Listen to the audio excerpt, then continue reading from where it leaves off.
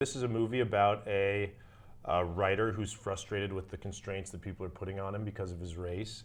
And I have experienced that both as a journalist. I was a journalist for about 8 years before I started working in film and TV. And then when I started working in film and TV, I experienced it there as well. You know, it was very recently that I had an executive come up to me and tell me that they wanted a character that I wrote to be blacker. And sort of, you know, I asked them what it meant to be blacker, and sort of like if they could explain that to me, and they didn't want to answer that question. So, you know, there's a lot of my own personal experience put into the film.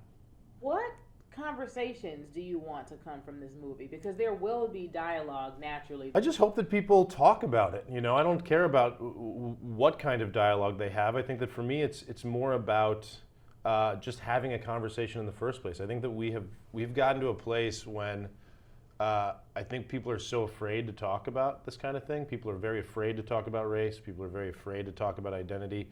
People are worried that they're going to offend somebody or say the wrong thing or think the wrong thing. And I just think that what I wanted from this movie is I wanted it to feel like it was inviting to everybody. It's sort of, you know, one of the things that's been delightful for me is seeing how many different kinds of people are enjoying the film. You know, we've shown it to predominantly black audiences, we've shown it to predominantly white audiences, we've shown it to mixed audiences, there's young people, there's older people, and you know, a lot of people are coming away and having enjoyed themselves and sort of like finding something in the film that they loved and want to talk about. And so, to me, I think that the only way we're going to get, you know, we live in an incredibly polarized society these days, and to me the only way that we're going to get past that polarization is if we just have conversations and talk to each other about this stuff, and we stop feeling so scared to talk to one another about these things. And so I just wanted to make a film that was inviting to everybody.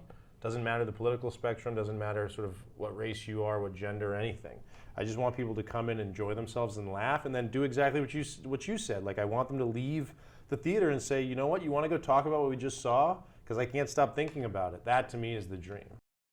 Everybody in the world, I think it's particularly acute for people of color and women and queer people, of course, but everybody in the world can empathize with the idea that you know that you are a unique individual with your own passions and ideas and hopes and dreams. And at some point, the world tries to box you in and say that you are not a unique individual, that in fact, we'd rather think of you as being sort of like part of this monolithic culture, and we can understand you based on stereotypes and sort of like the easy way of understanding people, sort of like our base sort of lizard brain instinct, right? I think that that's something that we can all relate to on a certain level, and so yeah, this is a movie that's about you know, starring a black lead character and his black family, but it's something that I think everybody can see themselves in at a certain point. What was it like working with the cast? Incredibly intimidating. It was because they're all such accomplished actors. Especially the lead, Jeffrey Wright, but you know, all of them have done such amazing work.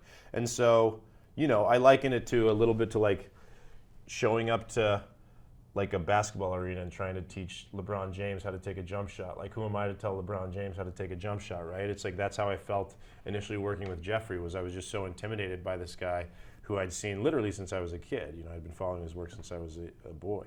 But the great thing that I realized quickly was that Jeffrey and Sterling and Tracy and Leslie, like all of these people who are in the film, they were so collaborative, so gracious and warm and inviting to me, and really excited about finding the characters and finding the story and sort of hitting the right notes in the film. It was a wonderful experience. They're all just so generous with their time and their abilities. It was amazing.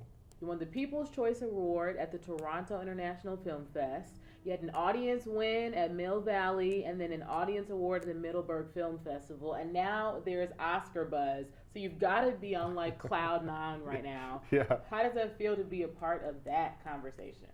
Amazing. You know, I wasn't even sure that the film was going to get into the Toronto Film Festival. Everybody, you know, for whatever reason, 2023 has been a year in which like every massive director in the world has come out with a movie. It's like Scorsese and Greta Gerwig and David Fincher and Richard Linklater. Like, it's all these people whose work I've loved for my entire life, essentially. And so there was people telling me like, it's going to be a really competitive year, you might not get into Toronto. And so when I got into Toronto, I was literally jumping up and down in my kitchen. I was so excited. I didn't even allow myself to think about winning an audience award. Didn't even allow myself to think especially about sort of like being in conversations about Oscars. This was, and so to be, you know, to be mentioned in the same breath as Scorsese, like these are people who are literally my heroes, is yeah, it's a dream come true. I couldn't have imagined it, and I essentially feel overwhelmed every day with emotion, but I just try to take it day by day and just sort of relax and enjoy myself while I do this, and you know, it really gives me a lot of pleasure to see people enjoying the film. That's sort of like been the, you know, the audience award was really special at Toronto because, you know, it wasn't critics, it wasn't sort of like an amassed jury of sort of like other directors and stuff. Obviously, I'm honored when anybody likes the movie, but it was the audience. It was just people who like going to see films and movies and sort of enjoy themselves. That to me, that's a special award for me. People have asked me if I sort of like enjoyed directing and the sort of differences between directing and writing. And I have enjoyed directing. I love it. I want to do it forever. But I realized that, you know, some of what I was doing when I was writing, I was already directing. I just didn't know it because, as you say, like when I'm sitting down to write a scene, you know, I'm already thinking about what the characters are wearing. I'm already thinking about how I want them to move around the space that they're in. I'm already thinking about how I want them to say this specific line. There's all these things that I was already thinking about that a director thinks about.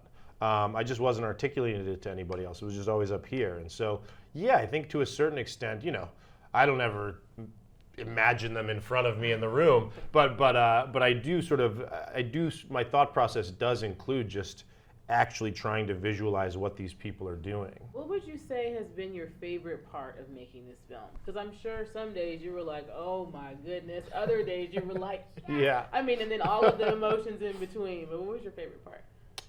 I think that is my favorite part, is just being there and the ups and downs of it and working with the crew. I think that for me, filmmaking really is collaborative. I think that, you know, I think that too often people talk about auteurs and sort of like writer-directors as being these sort of like magicians.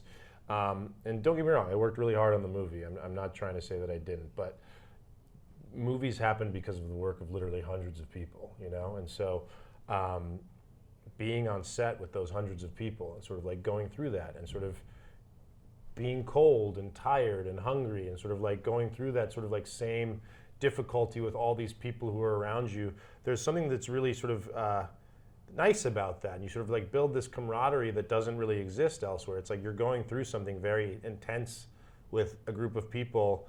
And, you know, I've worked on TV shows for years and I'm friends with those people, but there's some people that I worked with on this movie for 26 days who will be my friends for life. And sort of like I share this incredibly close bond with them because it is sort of like a difficult thing that you're doing. And so it's just that. It's like even at the worst times, even when it was rainy and we're cold and it's 1 a.m. on a Tuesday and you all want to go home, even then, there's something sort of delightful about being out there with people who have become your good friends and sort of like making something together. That's a really lovely experience. So now the book that this was adapted from, it was published more than 20 years ago. Yeah. But how do you feel that the questions that it's posing and asking, the things it makes you think about, are still very much relevant? Yeah. I mean, it's disappointing, right? I think that it's sort of like you know, I had this great experience where I was, great but also sad experience, where I was auditioning this actress for a role in the film, and she was in her 70s. And before the audition, they said, do you have any questions you'd like to ask the director? And she said, no, I just want to say something to you. And I said, what's that? And she said, I can't believe they're letting you make this movie. And I said, well, why is that? And she said, because I've been working in this industry for over half a century, and these are conversations we've been having for half a century about why do black actors always have to play slaves and drug dealers and gang members? And she's like, we have been talking about this for over 50 years, and I can't believe that they're giving you the money to make this and talk about all this. And so for me, you know, it is frustrating and disappointing that these stories remain ever relevant. But that being said, I do think things are getting better. I think that things are improving. I mean, the fact that I was allowed to make this movie and that somebody wrote me a check for millions of dollars to make this movie, that is sort of like not lost on me, that is an improvement. That sort of like this movie probably doesn't get made, 20 years ago. It's sort of like, as you said, the book was published 20 years ago. I'm sure that somebody sort of like thought about adapting it into a movie 20 years ago, but for whatever reason it didn't happen. And I would imagine that it's because of the industry might have been less hospitable to that. But that being said, I do sort of look at the movie as kind of a love letter to that woman and the people like her in the industry who really sort of, dealt with a lot of indignity and frustration and pain as they sort of tried to make a career in this industry and sort of like were asked over and over to be slaves and to be drug dealers and to be, single mothers, and sort of that kind of thing I think happened much more frequently in the past, but it's still happening. And I think that this, I hope that this work sort of speaks to those people and sort of like serves as a way to acknowledge them and their struggles. And it was done in such a nice way because it is funny, but you're laughing because it's funny, but you're also laughing because you're like, yeah. Yeah, exactly. You're like, yeah. We gotta. Yeah, you gotta. I mean, look, sometimes you laugh to keep from crying, and you gotta find ways to find joy in the pain. I think that if you can't find ways to laugh when you're going through a struggle, then that's when you've really lost the battle.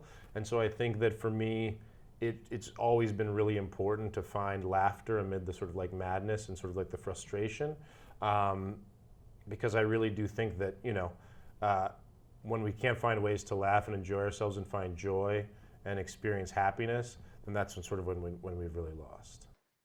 It was very important to me to show life. I wanted this movie to feel like real life, and life is neither comedy nor drama. It's frequently both of those things in the same day, sometimes the same moment. And so I really wanted to reflect that. I wanted to reflect what life actually looks like. And I think that in particular, Black life, I think, is frequently depicted in sort of like very sort of like one-note monotone ways. And sort of it's depicted as tragedy on tragedy on tragedy, or violence on violence on violence. And it sort of doesn't show really the breadth of humanity. And sort of, so it was important to me to make a film that reflected the reality that like our lives are as broad and deep and interesting and fulfilling and layered and complex as everybody else's life. That sort of like there are nuances to our lives, and sort of like we have interiority the way that everybody has those things. And so, yeah, I wanted to run the gamut of emotion and experience, and sort of in the hopes that, to reflect that diversity of experience. Now, there is one character we haven't talked about, right? And as a writer and producer and director, you know that the setting is often the character, right? So yeah. The fact that it is in Boston is a character all on its own. Talk about how that part was important, that it was filmed here in Boston. Yeah, so I was looking for a city that, first of all, Boston tax credits. Give it up to Massachusetts. That's one of the reasons. I can't lie. But also, we were looking for a place that had that sort of like you could believe that there would be, he's an author, so his literary agent's here, his book agent, sort of a place where you find a lot of intellectuals and sort of like academics. That sort of makes sense here, obviously. And then beyond that, that there'd be an upper middle class Black family who sort of like has been upper middle class for a few generations. And so, the access to Martha's Vineyard, where there's sort of like Oak Bluffs, the history of Oak Bluffs and that community there, all of that stuff kind of made sense for this part of the world. And it's also, on top of that, one of our producers is from Scituate, Massachusetts, where we shot a lot of the film. So there was a sort of like, we had access to we actually ended up using his high school art teacher's house as the beach house in the movie. So there's some real sort of like born and bred Bostonians on the crew. The ending's one of my favorite parts of the film. I think that the book the sort of the novel that I adapted, Erasure, Percival Everett is kind of, he deals a lot in metatextual stuff and kind of experimental surrealism sometimes. And so I wanted the end to kind of maintain that spirit and sort of maintain some of that meta feeling, because that sort of was at the essence of the book. It's different than the book's end. It's much different from the way the book ended, but I wanted to maintain that kind of meta spirit that the novel has, without saying too much about what the ending has. But we screen the film all the time now, and I don't really go in to see the screenings, but I'll always sneak in I'll stand in the back and like watch the last 10 minutes with the crowd, because I really love to see the audience reaction at the end. You will It's always certainly nice. have a reaction. Yeah. I love it. The thing that I never wanted the film to do, and the thing that I talked with Jeffrey at length about when we first started talking about the movie, was I never wanted it to police blackness. I never wanted it to police art, and I especially didn't want it to police black art. The movie isn't intended to tell people how to think or how to live. You know, one of the things that I really love about the book is at the end of the novel, the last page of the novel has this Latin phrase that I was unfamiliar with, and it's apparently used in context with complex mathematical equations. And the rough translation is, "I offer no hypothesis." And so, the book, intentionally by design, doesn't give you easy moral lessons. It doesn't sort of like seek to be didactic and sort of like teach you stuff. The book, in my opinion, and what I tried to do with the film was just offer a series of characters and situations and scenes, and then let you go away and sort of make your own choices about what you just saw and how you think about it. And I think that, it's been a delight to hear you say that you sort of like can't stop thinking about the movie and you want to talk to your friends about it, because that's what I intended to do. That's by design. I think that I wanted it to cause people to have conversations about this stuff. But what I didn't want it to do was feel like it's saying, like, here's how here's how you're a good black person. Here's how to be a good black artist. Here's how to be sort of like,